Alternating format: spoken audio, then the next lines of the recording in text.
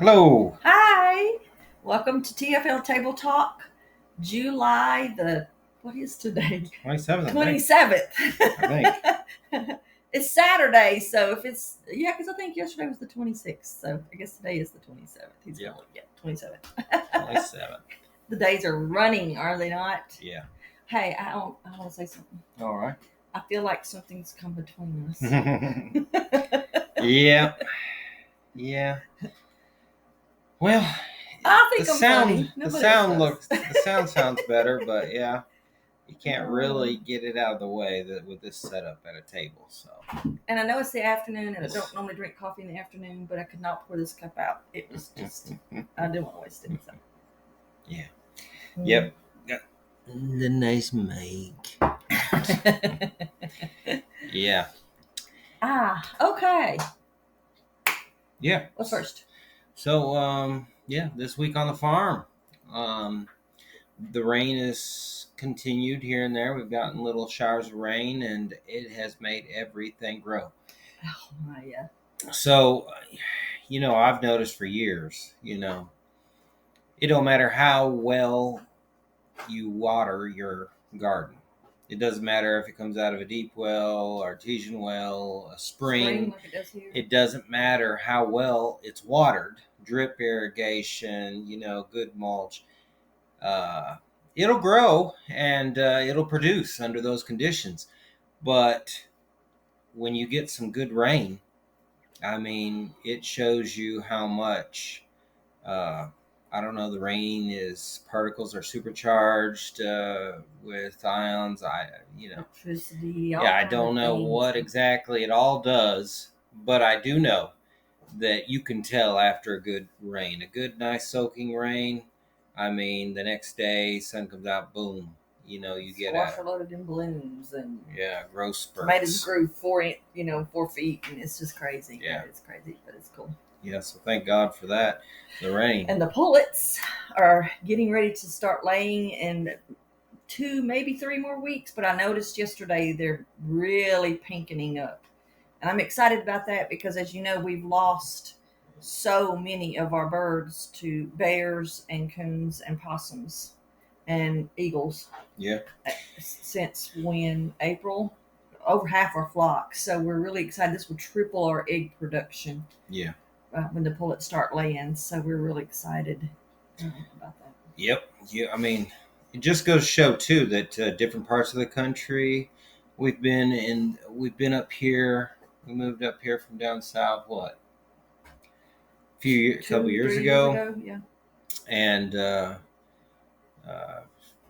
it's been a real learning curve on stuff because you have predators. We had predators down south, but here there is seems like more pressure, real high pressure at certain times of the year, and some of it is because some of the farms around us they really have let their pastures go, and there's a lot of cover. A guy down the road says that he got a deprivation tags for a black bear, and the black bear he says, I don't know, I can just take his word for it. He says that he's killed 200 black bear since he's got his deprivation tag a few years ago, but there's still plenty of black bears. Guy I know a few months ago hit one on the road, messed up his truck and stuff. It was about a 500 pound black bear that ran out, in the morning in front of him. And we've had, as you know, if you followed the Farmer's Lamp, we've had black bear here on the back of the porch. I opened the door to him. Just Yeah. to shoo the cat away, but no, it was a bear. And when we lived out, some of you might have seen the video that we did on our experience living off grid, and we lived out in Idaho for a couple of years. 3 years. Those bear out there are a little bigger, and they've got a few brown bears or grizzly bears, mostly black bears though, in the panhandle and the mountains there. The mountains are bigger than the mountains we live in here in Virginia, but those bears, I guess they've been hunted with dogs more than around here.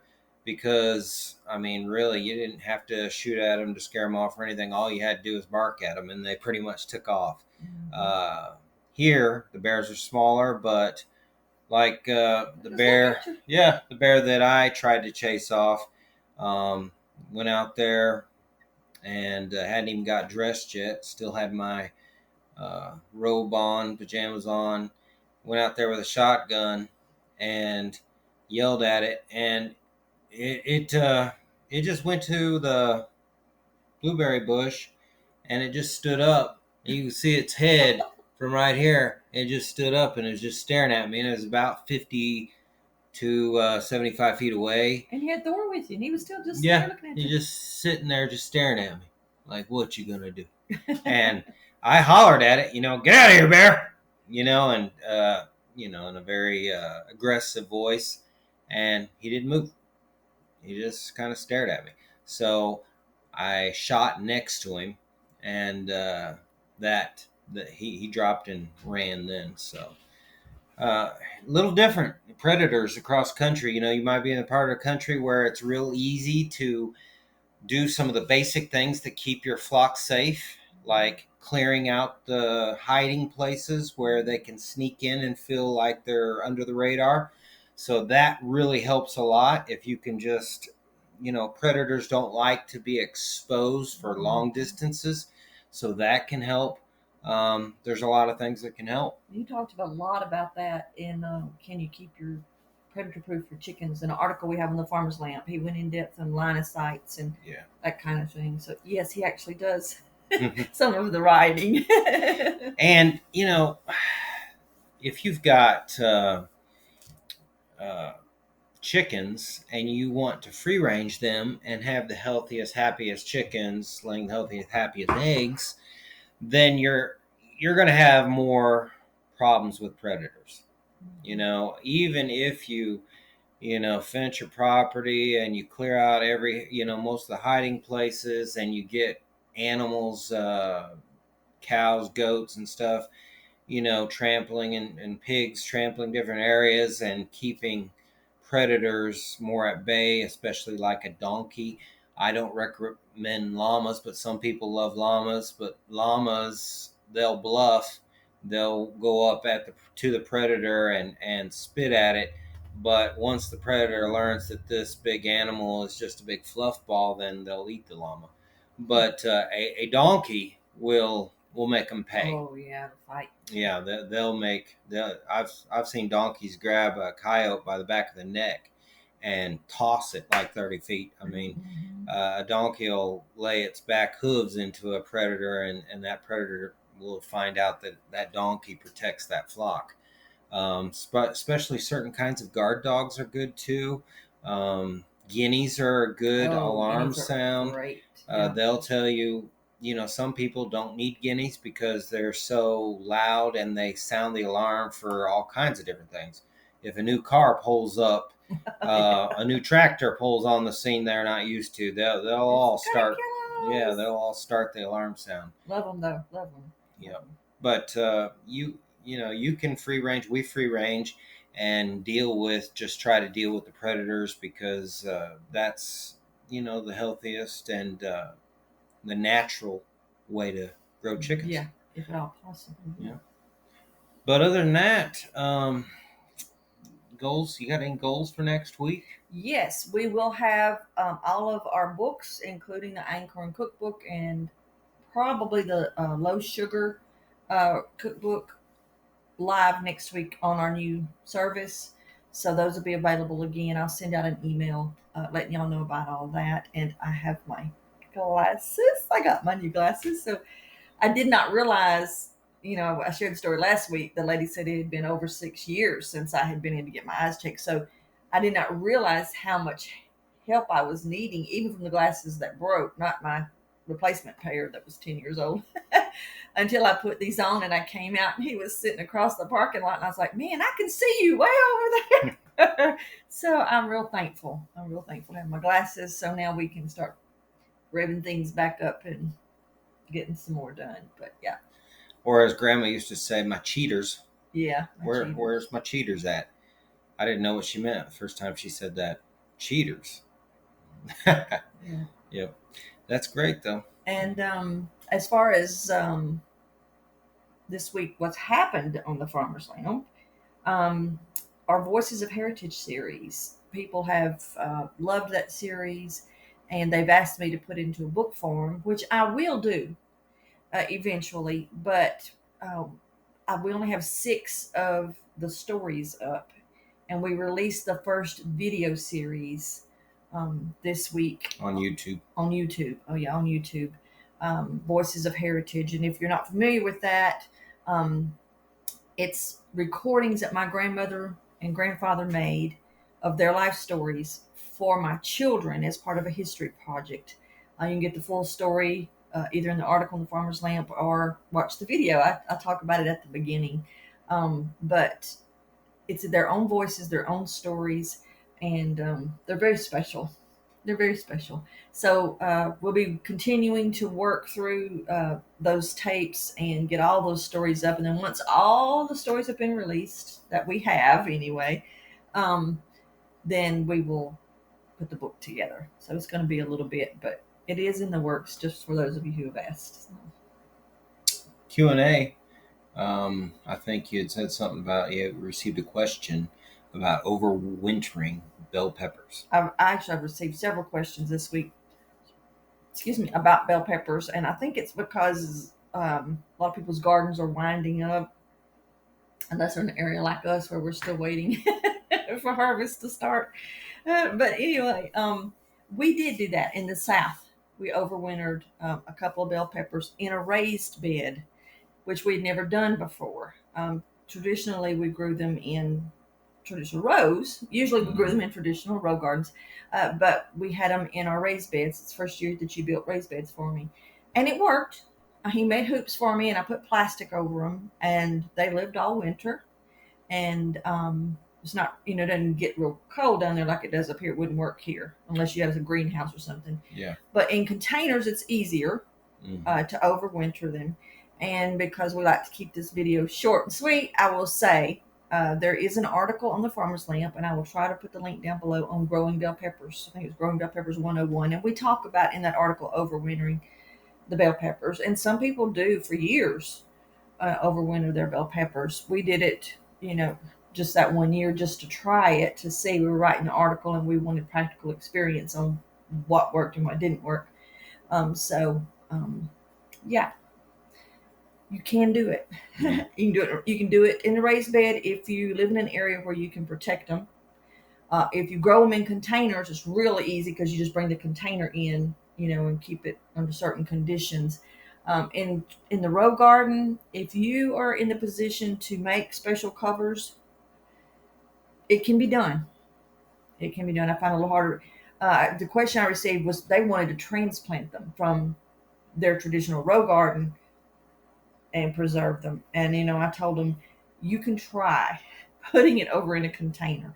The shock of digging up, because they put out such root systems that if you've caught them before they've gone to bed for the winter, if their leaves are still green and they're still growing, dig them up, dig around outside the largest leaf and the longest leaf section, dig it outside that to be sure you get most of the roots. You can try.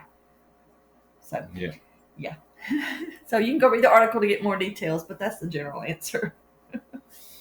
As far as something that's helped our health, thought about the process to find out what your blood pressure is. I know that your family has had high blood pressure in the past generations.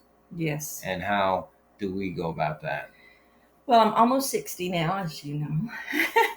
And so, like you said, it is in my family history, high blood pressure, kidney problems related from high blood pressure and that kind of thing. So it's something I've kept an eye on. And as a retired nurse, you would think I would think about those things. But I had an episode a month or so ago where I realized my blood pressure was elevated. And it was just before my birthday, and we had a lot of stuff going on. So I thought it was stress related. But the best way to tell if you truly have high blood pressure, and I just want to say this is not medical advice, okay? This is just what we do for ourselves, what works. Um, we believe, according to the American Family Practitioners Study, okay, which says 140 over 90 is anything below that is normal. Now you're going to hear 120 over 80, but when I went to nursing school, it was 140 over 90. And from the research I've done and the doctors that I've listened to and talked with, Big Pharma came in pushing the blood pressure products. And so the American Heart Association lowered it to 120 over 80. So you go with what you feel comfortable with and what you believe. But mine was 148 over 91. And so I wasn't comfortable with that. I mean, it's not extremely high, but it was higher than I wanted. So get a baseline to see where you are. For 10 minutes, you sit in a cool, uh, quiet area, preferably with no bright lights on, for 10 minutes, and you just relax. You do your deep breathing. You breathe in for 5, expand your chest. You breathe out for 5. You do that 6 times, in and out, and just relax. Think about pleasant things, listen to pleasant music, and then you take your blood pressure. Now, I do it the manual way because that's my experience. You can get automatic machines that do it around your upper arm. I don't know if you can see me, that do it around your upper arm. Um, the wrist machines are not as accurate. They're just not. So if you can get an automatic one, if that's what you prefer, that goes around your upper arm, that's great.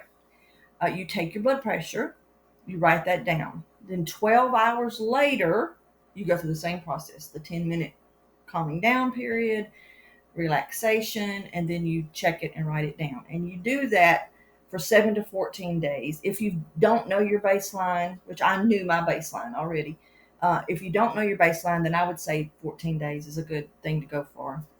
And then you average that out, and that is your true blood pressure. And praise the Lord, mine was under. It was 137 over 84, 138 over 84. So that was my average. So um, I don't have high blood pressure, Mm-hmm. but there you just have to keep an eye on those things because it can be related to so many things. That can be a Yeah. big long discussion of how to maintain your blood pressure naturally, which I do. Praise the Lord, He's taught me how to do that. So And everybody's different. everybody's different. There's There's no one number that fits everybody. Right. Yep. It's a complicated system, basically. You know. Yeah. But it's good to, if you're feeling bad, really go by how your body's feeling to some way to check it like that and to get your baseline and to keep tabs on it. And then at least if you don't document things, if we don't document calving or we don't document, what's going on, Hatch rates. yeah, Yeah. with something, grass growth, rainfall, there's no way to really know. The mind is a great workshop. It's a terrible storage bin. So it's good to have these systems to help you in years to come figure out, what's normal. Yeah, and even if you're already on blood pressure, it's good for you to know blood pressure medicine. Excuse me. Then it's good for you to do that process so that because when you go to the doctor's office, they call it white coat syndrome. They rush you in. They're talking to you, which can raise your blood pressure while they're trying to take your blood pressure. He rushes in. Your legs are dangling. You may have been frustrated because you waited so long. There's all kinds of things that can make it go up. So taking it at home and taking that record with you when you go to the doctor. I do mine at 7 in the morning and then 7 at night when I'm trying to check out things because that's a good 12-hour period. I have time to be done with the morning chores and rest a minute and do it. And so whatever works for you and your schedule. So. Well, closing thoughts? No, I don't have anything. I do hope that everybody's well. And yeah, closing thought for me would be, boy, time flies. The older you get, the faster time flies. And this year is over halfway over. It's almost August. It seems like it was just January yesterday. So We hope that God has blessed you spiritually more than anything, and that Yes. you have made some progress this year. And until next time, Safe and happy journey.